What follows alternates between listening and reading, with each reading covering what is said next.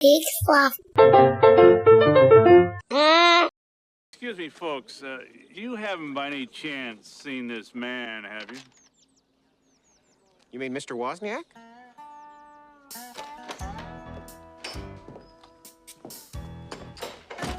Okay, he was right here.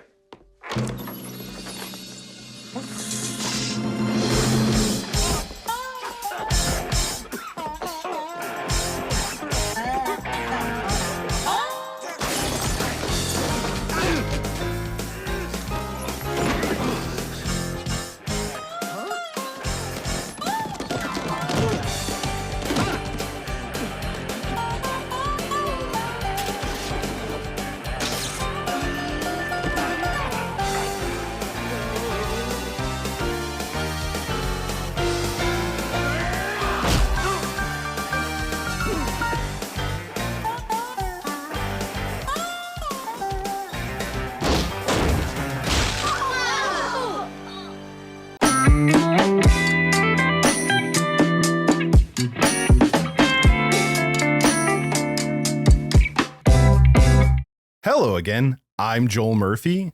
And I'm Andy McIntyre. And this is Silver Linings Playback, the podcast where we watch maligned movies and we find their silver linings.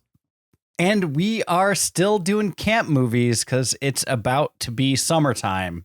And actually, it will be astrological summer as soon as when this episode comes out, because we will have passed the vernal equinox or the summer solstice. That's the word I'm looking for. You know what bugs happy me? Summer. I hate that the astrological summer cards and decorations, they show up in the stores earlier and earlier. You know, it's like you can barely get through Easter before astrological summer. It's a problem. Just things are everywhere. And I hate it. Summer cookouts. Yeah. You know. Yeah, they're rushing to find gross. the song of the summer. You know, we got to figure out what that is. Like, just let Chapel Roan cook, okay? Oh, well, look, like Sabrina Carpenter, but it's fine. No, I mean, either one. They are both parodies of sexuality in and of themselves, and it's wonderful. But only one of them is openly doing Spinal Tap references. So, like, hot take, but that's a Smell the Glove album cover if I've ever seen one.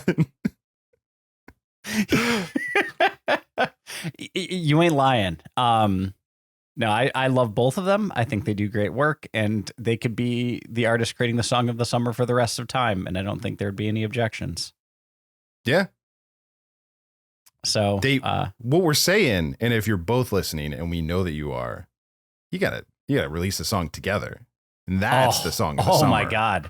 I don't know that we could handle it. I don't know that the world is ready for a Sabrina Carpenter Chapel Roan joint. I think it would heal us as a universe.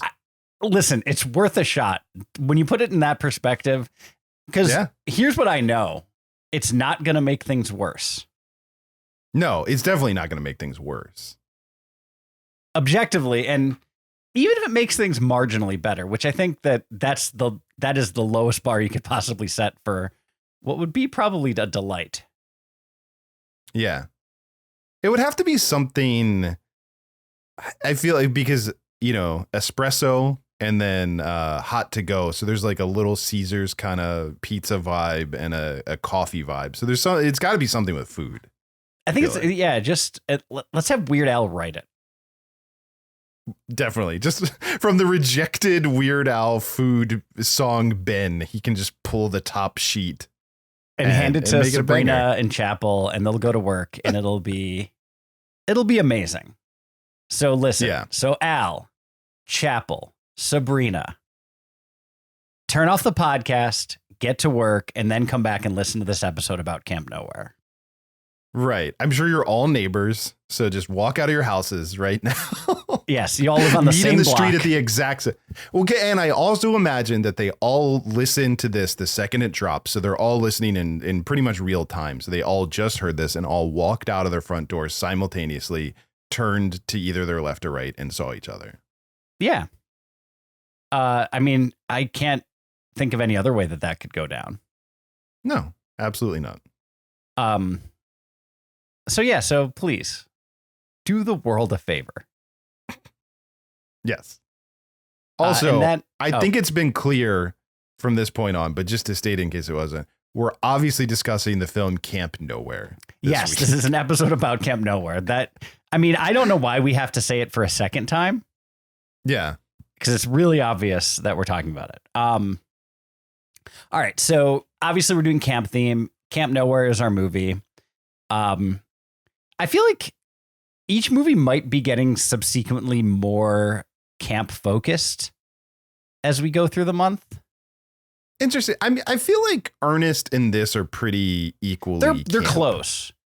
Yeah, I don't know if I could pick one. I would say the other. the only thing I would put this ahead of Ernest Goes to Camp in the camp milieu is that there is no non-camp related subplot in this movie. Yeah, that's true. Yeah. Is this better than Ernest Goes to Camp? Get the fuck out of here with that, even suggesting that thought. It's insulting to the memory of Jim Varney and to the memory of Ernest P. Worrell, honestly. And I can't believe you would bring that up. Yeah, how dare you bring that up? Yeah. I would like to believe, and maybe this is a good place to start, that Ernest Goes to Camp was a passion project for the people involved, because I do think that Jim Varney loved being Ernest. And for sure. Both the character and the quality. I think he loved being Ernest. And he was genuine. I think that Christopher Lloyd, who I dearly love, would fully admit that this was a paycheck. Yeah, no, 100%. I don't think he phoned it in by any stretch, and I think we'll get to him for sure when we get to Silver Linings. But he was not passionate about this movie. No, I mean, if the IMDb trivia is to be believed, and I'd like to think that it is, it stated that he did this movie because he felt like he didn't really earn enough money on his previous two movies, one of them being Angels in the Outfield. And then I'm blanking on what the other one was, but he had kind of done two movies. I think it was Back to the Future 3. Oh, was it Back to the Future 3? Okay. I was going to say post Back to the Future, but I guess it was a Back to the Future. So he did some back, like. Or no. Sorry, no. It was a sequel, but it wasn't Back to it was Addams Family Values. Yes, that was it, which is a shame because that movie is great and is a summer camp movie, but it is. We're not way too good doing for this it. podcast. I was going to say, we're not doing it this month because that movie is fantastic and everyone should rewatch that every summer. We're talking about Camp Nowhere and we'll get to it. Sure. I would go as far to say that Addams Family Values is one of the best comedy sequels of all time. I think you're going to say camp movies, but I would agree with both of those statements. I would just say, just because the camp is such a small bit, I'm not going to go as far to say it's one of the best camp movies of all time. Just because it's only like a bit of that movie. But that being said, I think while I do agree that Addams Family Values is one of the best comedy sequels of all time, I think that also speaks to how poor comedy sequels often are. Yeah. Yes. There aren't a lot of. It's hard. It's hard to do a comedy sequel because you can't just do the same thing over and over again, but it's also hard to go out on a limb. Yeah, I think it's a very short list. I would say, like, I think all the Naked Guns, I enjoyed them all. I feel like they were that might be the most consistent comedy series. Yeah, because like Meatballs for sure had diminishing returns. Like the sequels were all bad. Yeah, Wayne's World the Vacation 2, movies, not as good. I'll give a nod to European and Christmas Vacation, both being solid comedy sequels. I'll accept that. Yeah. Christmas better than European, but yeah, definitely. Christmas I don't think anyone's arguing. Christmas might be my favorite of the series. I think it's mine too. It's great. Yeah. Yeah. But no, there aren't, like, the Hangover sequels are all terrible. Mm-hmm. Anchorman 2 was a poor cash grab related to Anchorman. Did have some funny moments, but we could do that movie for this podcast, and we definitely could. Yet. Yeah.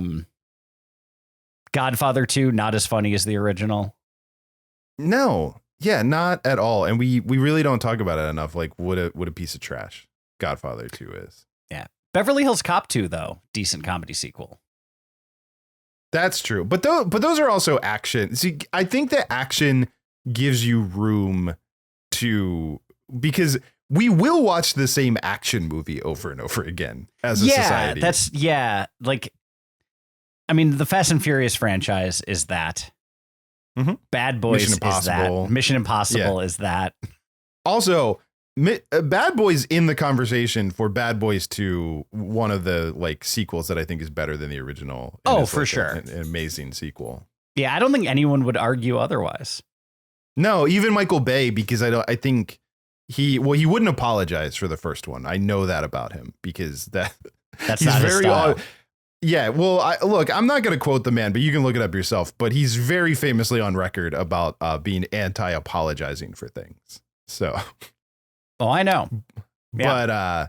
But I think he would admit that he became more Michael Bay. I think Bad Boys 2 is the sort of, that's when he fully realized his Bayness. Yes.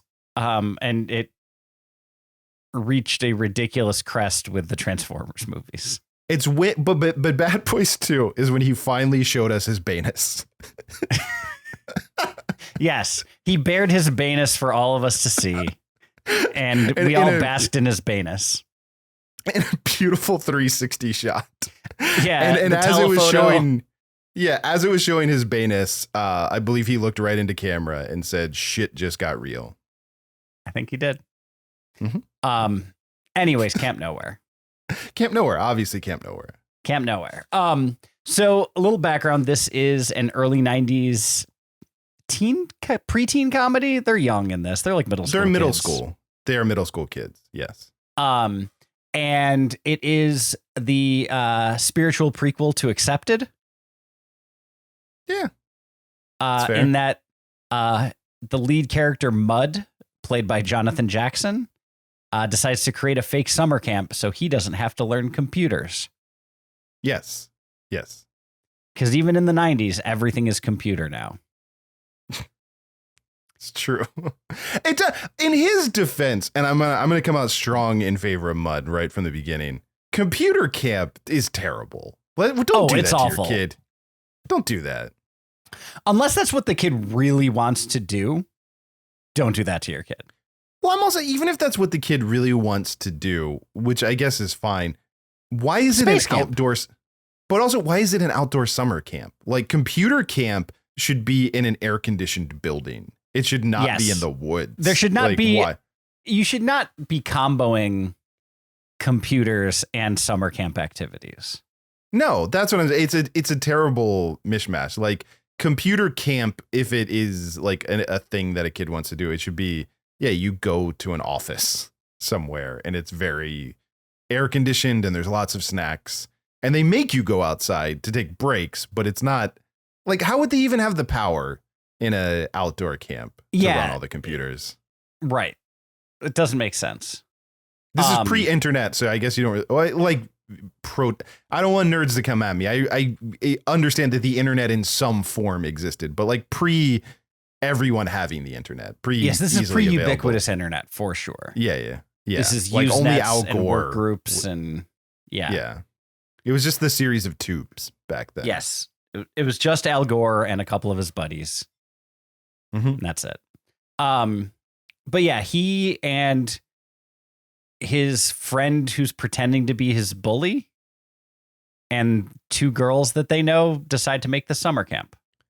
Yeah. Okay. Can we talk about this too? Because it's not the biggest problem with this movie by any stretch, but I have questions about the way the bully is introduced, because he goes like, he's like drags him Mud into the bathroom to be like, I'm going to give this kid a swirly. Let me pause you there. He dressed like 03 Triple H. Yeah. 100%. Yeah. So in a way too big for him leather jacket, and his friend / bully is played by 90s teen icon Andrew Keegan in his first movie role. Mm-hmm. Yes, big but fan yeah. of the So Keeks. Anyways, but so his two bully friends watch the door for him while he goes into the bathroom, and he says he's going to give him a swirly. But what he's covering up, what he doesn't want them to know, is that Mud did his homework for him. But famously, bullies can just get home. Like, that's a thing bullies do. He could have just punched him in the stomach and said, give me the homework that you did for me in front of them. I don't know why he's covering up the fact that another kid is doing his homework. It's thin. Yeah, because it's like, I think if he was covering up that he did that, like, okay, I'm workshopping Here it is. the movie. I know what you're going to say. Yeah. I think this is right. Yeah, that he actually did his own homework, but he needs the kid to hand it to him to seem like he did it. So he did the homework. He snuck it to Mud, and then he fake beats up Mud in order to get his own homework that he actually did. Yeah, I was even going to take it a step further and like, what if it was the whole thing was flipped and he actually did Mud's homework? You know what? I love that even better. I like that a lot. That he's actually smart, but he has this rep as a bully. So like, and Mud's in on it because Mud's no dummy. Yeah, but he's lazy, so he doesn't want to do the work. Right. But he wants the challenge. Okay. But yeah, that would have been better because I that's the thing. I was very confused as to like, well, who cares if another kid's doing your homework? That doesn't make you a nerd. Right. Yeah. And so, but this cadre of youngsters, all are being sent to different camps that they don't want to go to. Andrew Keegan is being sent to military camp. A girl who's not even 90s preteen movie fat is getting sent to fat camp. Yeah, the girl getting sent to fat camp it's offensive. Like, we did heavyweights this month, and like they straight up just cast like a skinny girl to be sent to fat camp. She like it is so preposterous that this young actress is playing a girl being sent to fat camp. Like, she's not even fat by Hollywood standards in the 90s. Like, it's absurd. Like, it's not like she's not a waif and so she's being sent to fat camp. Which it doesn't make sense. The thing is, well, you say it doesn't make sense. The thing is, to me, in order to make it make sense, all I think of is, and it's a both excellent and very heartbreaking book, but it just makes me think of Jeanette McCurdy's book, I'm Glad My Mom Is Dead. Yeah. Who was a child actor who talks about essentially her mom giving her an eating disorder because of just like the controlled, like, well, you can't age and you can't put on weight. You have to be able to play children and continue to make money. And so like, that's the only prism through which I can assess, like, that's why you're sending this kid to this camp. And that's way too dark for what this movie's trying to do. No, it's in no way that's what they're going for. No. Okay, but that kid, she goes to fat camp. There's another girl that goes to a theater camp, which yes. I think I said at the start of this month, I did go to a theater camp when I was a kid. You did say that at the start of this month. And yeah, I don't know. A theater camp sounds fun. It was very fun. I wouldn't have wanted to get out of it. I would have been heartbroken if I didn't get to go. All of the camps that these kids are going to, the theater camp girl, she doesn't fit. No, I guess the vibe is she just wants to hang out with her friends. It's maybe a little like her parents take it to. They're kind of stage parenty. Yeah, her parents. So I mean, guess played that's by. the logic. And again, we'll pause. We'll hold this until the silver linings. But her mom is played by Kate Mulgrew, who is a delight. Yes. Yeah, Captain Janeway from Star Trek Voyager.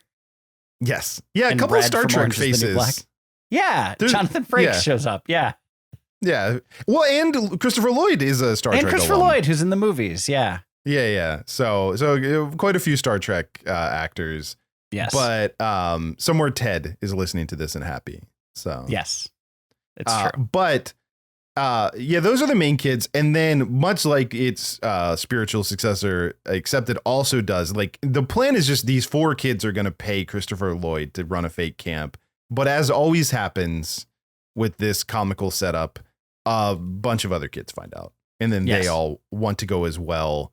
And I do think we should take a moment to spotlight a couple of these other kids, just who the actors are, because one of them is Jessica Alba. Yes, in her first movie role.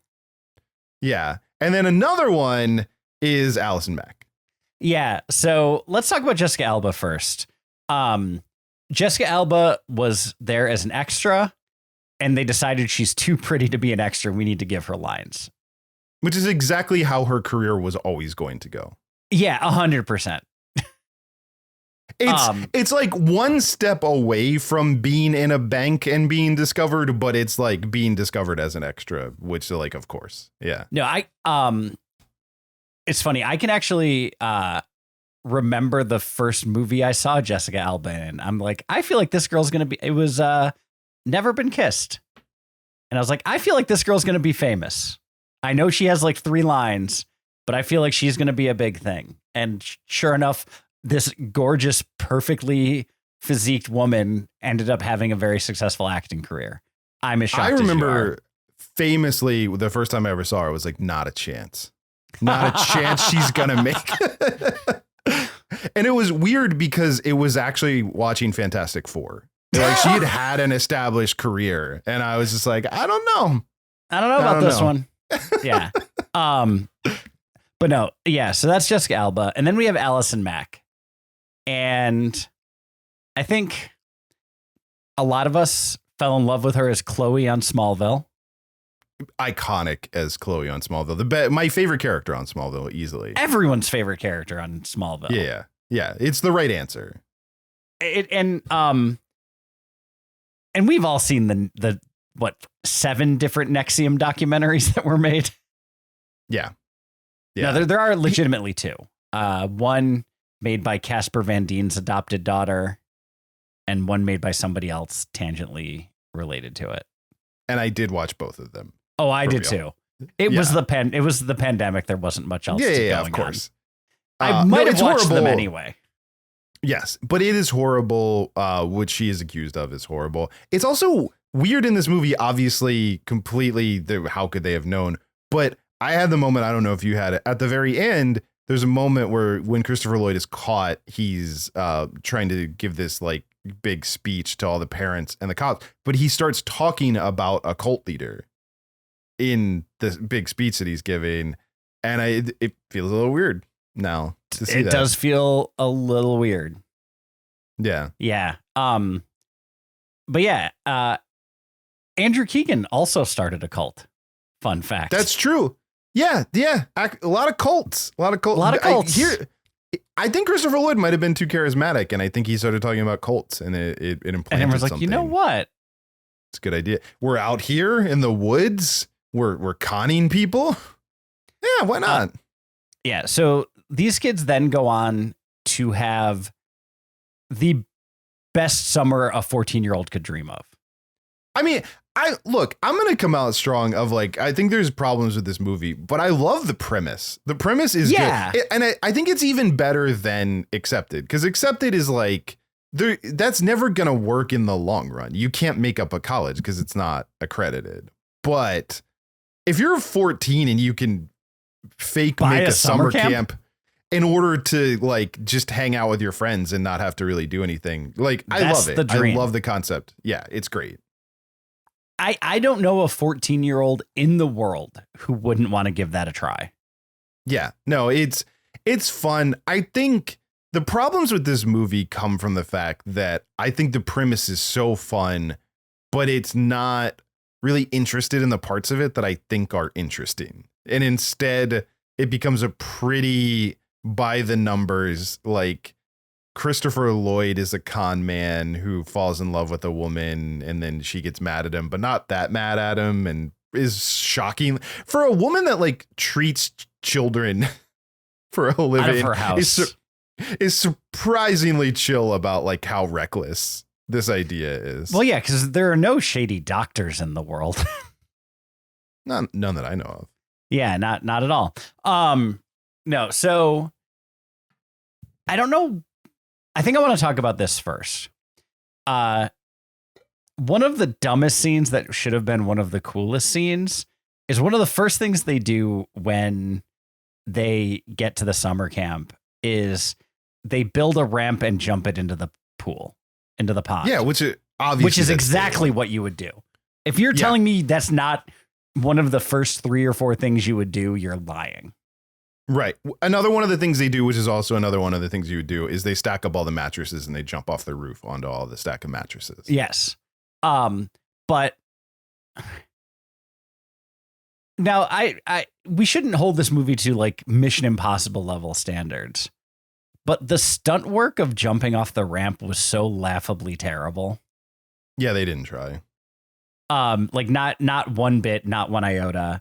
And for a movie that clearly had a budget, with like big money for, I mean, it's a Disney movie, so the money is theoretically limitless, but you know, famous music, big name actors, no money is like, who cares about the stunts? And like, so like Andrew Keegan jumping on the skateboard is like the lamest skateboard jump. The next kid on the roller skates or the sled or whatever is whatever. And then Mud, our hero, our protagonist, just kind of sits down and somehow has both a broken arm and 3rd-degree burns. Yeah. Yeah, he gets the burn. I think they're 2nd-degree burns, but he gets them from the fireworks. Sparklers, the fireworks, yeah. The Roman candles that were put on his hat. Yeah. Which also is a thing that people would have. You get 14-year-olds and you have any fireworks, someone's trying to use them as a rocket. Like, that's just a given. Yeah, of course. But it was so laughably bad. And that's how we get the meet cute with Christopher Lloyd and his love interest. And yeah, and then the movie goes on. Yeah. But again, I do want to just stay on, because there's his romantic plotline. We kind of talked about how a lot of these other movies that we've watched this month have been light on the kid romantic plot lines, but this is heavy on kid romantic plot lines where there's like multiple kids in romantic relationships. There's a very strange and actually pretty surprising for Disney. And then, of course, like you find out that Disney wouldn't release it as a Disney movie. They released it under one of their other. As an Orion Pictures release. Yeah. Because of some of the more risque stuff. But there's a plot line about a kid who the whole reason all the other kids get invited is because one of them invites a girl because he heard she skinny dips. And that's like what he wants to happen. And that, which I actually think had a pretty good button to it, which is that she tricks him. But it's also a very weird runner plot to have in this movie. Yeah, it is a weird recurring gag to have in this movie. But it is buttoned by her apparently skinny dipping. So she gets the kid to take off his shorts. She steals them and reveals that she was just wearing a strapless, like, one-piece bathing suit. Yeah, because she's in the water and she holds up a bathing suit to be like, look, I took my bathing suit off. And then she gets out of the water and still had one on. Yeah. I mean, good on her. Sure, but way too much time spent on the plot line. On the idea that, that's. Yeah. And then there is Andrew Keegan and the blonde actress. They have a little romance, and then Mud and the girl who's going to be sent to fat camp have a little romance. Mm-hmm. Yeah, everyone ends up coupled up at the end because she's also a nerd. This girl, I don't know if she spent the rest of her life being like, what? How did I get this casting? Because she does not fit any of the types, but she's supposed to be, being sent to a fat camp and also a nerd in this movie. But she's friends with the stereotypical California blonde girl. Like, best friends.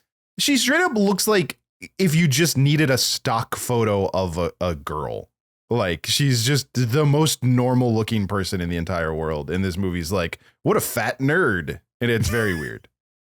And she is neither fat nor like, she could have maybe been believable as a nerd because that's not a physicality. Like, you put glasses and tape, you got a nerd. You know, it's not a huge stretch. But none of her behavior or her instincts or anything that she did or any of her characterizations were anything close to being a nerd. It does make me wonder if the script envisioned a different person playing this role. Yes. Maybe the script is thinking Mayim Bialik and they end up with this girl. Yeah. Yeah. They came back and were like, what? Well, okay.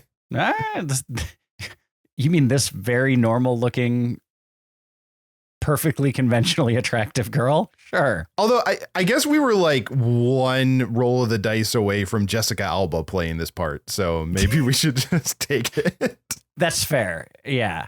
I will say, and I don't think it's like full on pivot, but like it was a cute teen romance between Mud and Girl. Yeah. Their story worked a little bit better than the bad boy and the drama girl plotline. I was like, okay. Have you met a drama girl? All they want is bad boys or guys that are gay and not interested in them. Those are their two choices. Sure, but all I'm saying is like literally they could have just been a couple the whole time. There's not really like an arc to their story. They could have just none been whatsoever. Dating at the beginning, and I think it would have saved us effort. Yeah, it would have been fine. So before we pivot, the other major quibble, they did not need to have all the parents' days on the same day.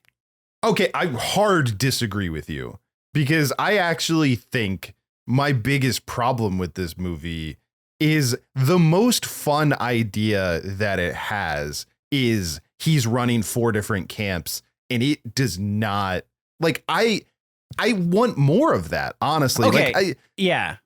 So I'll agree with you. Yeah. Because yes, it was fun and it made sense. But logistically, there was no ticking clock reason for them to have to do that. Yeah, writing wise, they did not earn it. And it's very late. That's more what I'm the getting idea. at. Yeah. Yeah.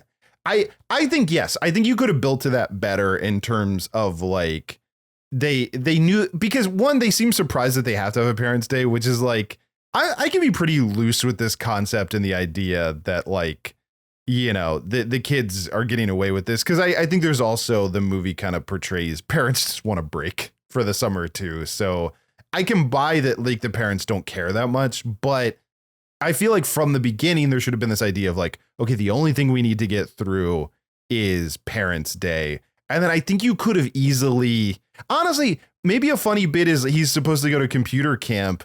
And the thing that he does is he messes up the computer invitations and invites all the parents on the same day through a glitch or something, you know, right. like. Yeah, no, they needed to do that level of work to be like, or like, you know, each kid who was at each camp, like sent their Parents' Day letters and then they realized they all said the same day.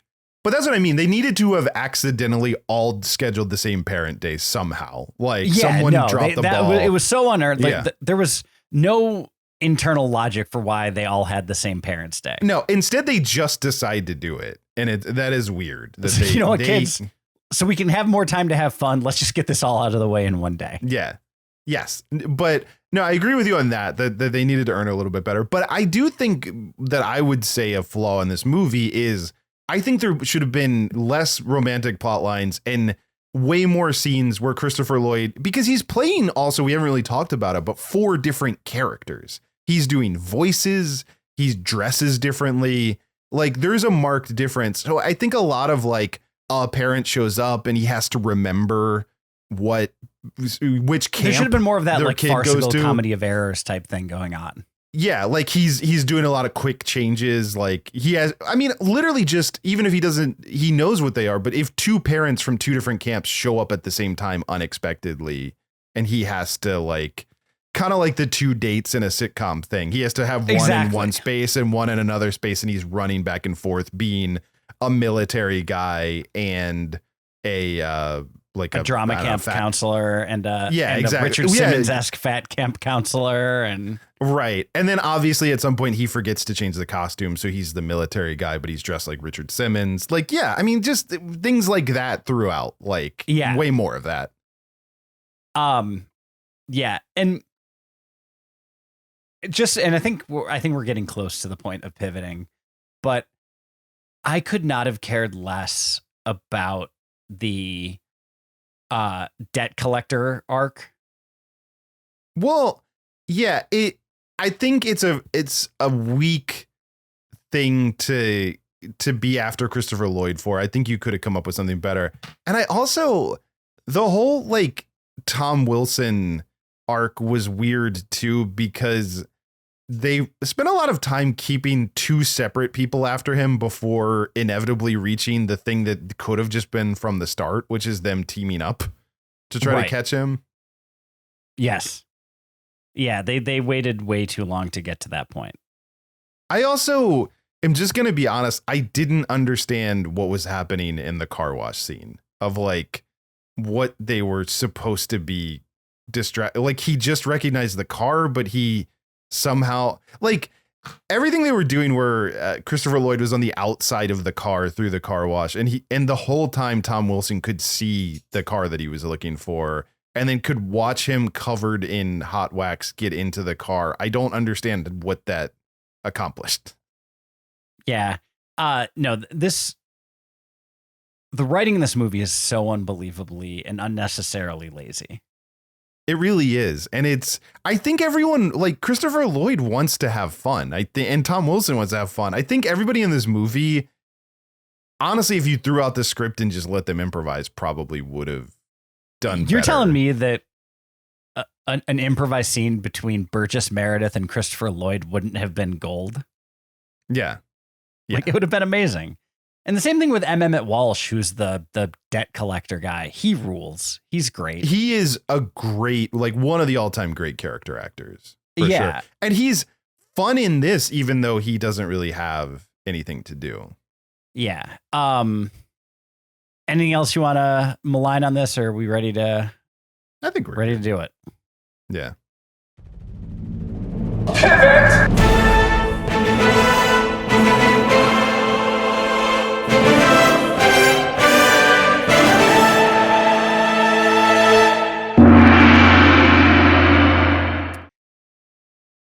I'm amazed that you hired a choir to sing that song.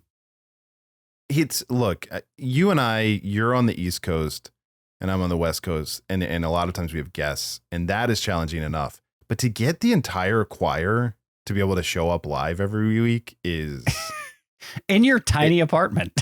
That's not big enough for a choir. And they just hang out and they wait to just sitting there. Yeah.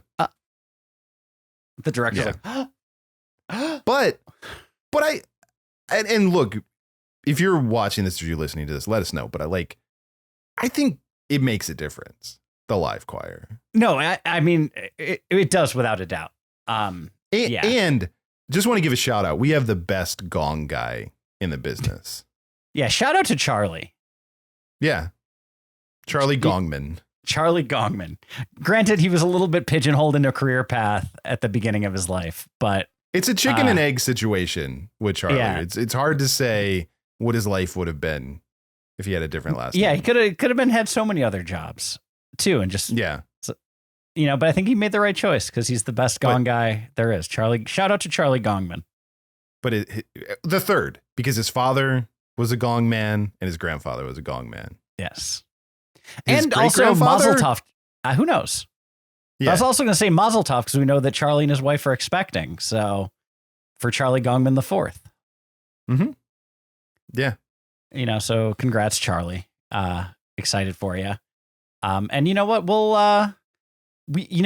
When you're on paternity leave, we'll just cancel the gong for those times. We're not even going to replace you. Yeah. Because we couldn't.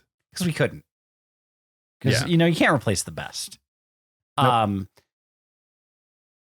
I mean, Christopher Lloyd is the obvious silver lining, but I feel like we should hold off and talk about him later. Yeah. And so I don't know. This movie had Fishbone on the soundtrack, and that made me very happy because I really love Fishbone. Yeah. Very delightful. Party at Ground Zero is a great early 90s third wave ska song by the band Fishbone, who I saw in concert many, many years ago. And they only played 3 songs because they were opening for Stone Temple Pilots and the Red Hot Chili Peppers.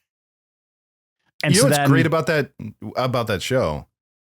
Listen to the opening act, then you can just go home, beat traffic. I know, right? Yes. I like Stone Temple Pilots.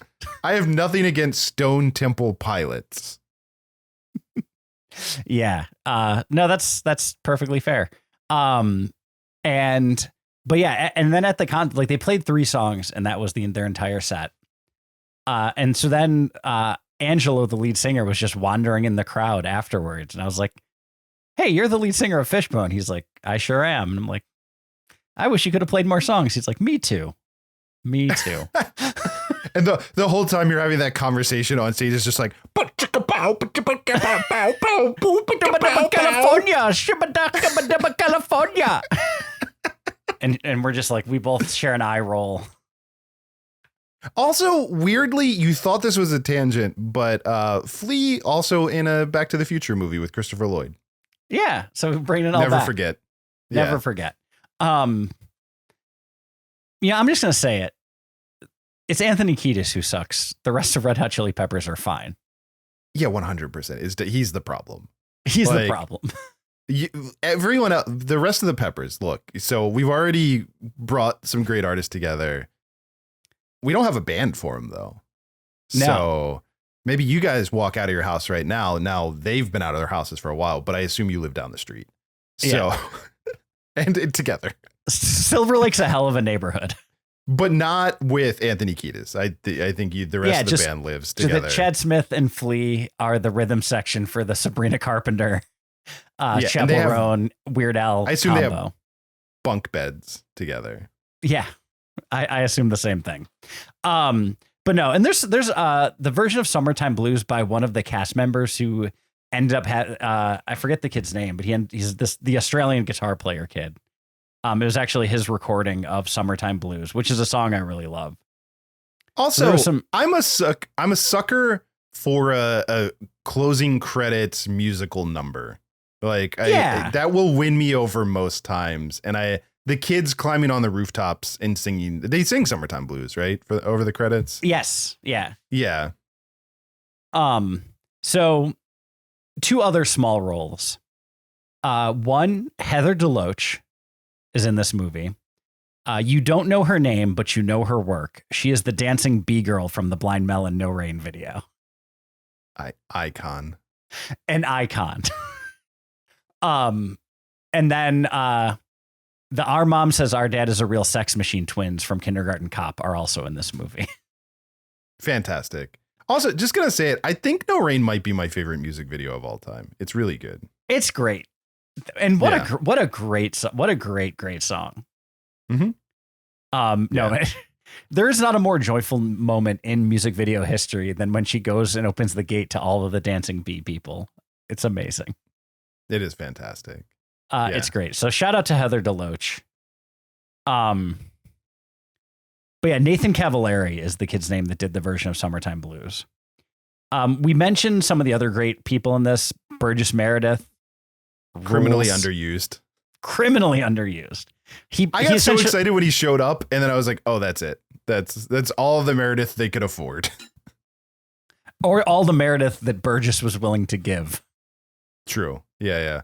I mentioned him before, but I want to say him again, even though I didn't really care for the role he played. I do love Tom Wilson so much, and I love that from what I read, Christopher Lloyd got him the part. Because he was like, I want to work with him because I liked him from Back to the Future.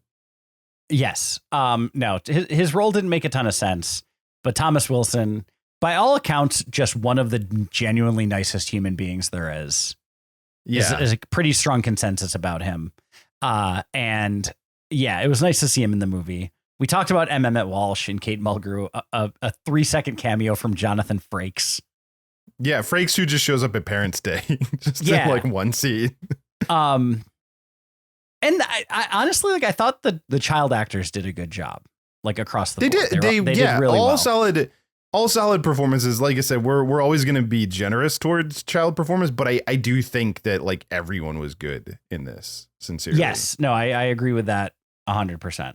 I love Andrew Keegan. I think he does, he was a really good, like, douche, for lack of a better word, throughout the 90s teen comedies, from like 10 Things I Hate About You and stuff.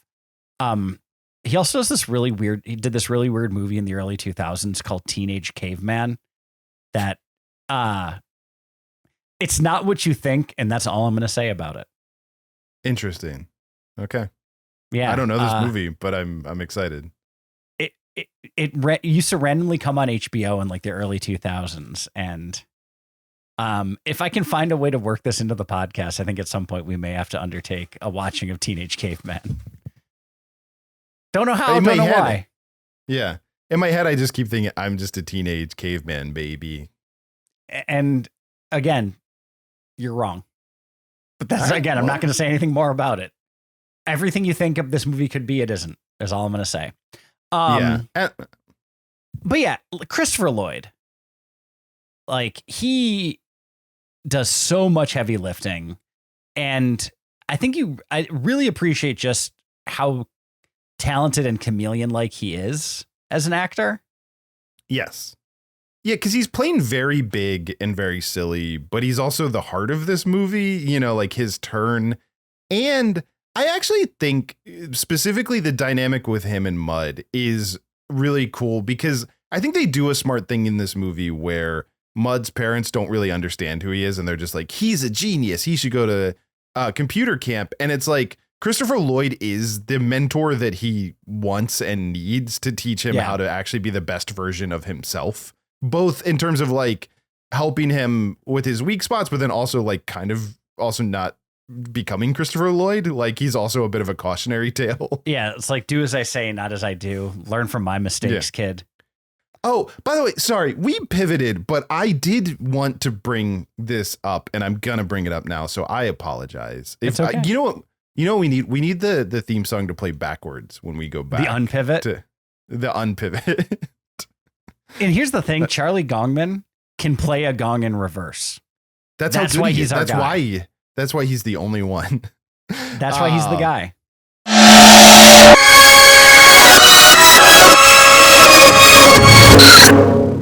But I do, the one thing that I forgot to say, but I want to bring up, and again, I'm not like trying to nitpick this movie, but it's like the end of the movie. I can accept that at the end of the summer, when the parents find out what happened, that they don't press charges against Christopher Lloyd, and they're kind of just like, yeah, whatever. I mean, like, we wanted a break from our kids. Nobody died. Like, to just kind of let it go. Sure, I buy that. But none of them ask for the money back. Yeah. Because they did. I mean, they spend it on TVs and Nerf guns and all the things that a 13 or 14-year-old would spend that money on. And the Mud has like a wad of cash that he uses to bail out Christopher Lloyd's to pay car off his that debt. He owes the money. So like, come on. Like the parents at some point would be like, look, we're not going to press charges, but we want our money back. Yeah, no, that feels like again, lazy writing. Yeah, I think that's where it is. This movie is the acting in this movie is so much better than the writing lets them be. And it's fun. I feel like there's a lot of people that probably have nostalgia for this. I missed this one, even though we were like right at the target age range for when this came out. Like it was right in our wheelhouse, but I missed it. Like it didn't.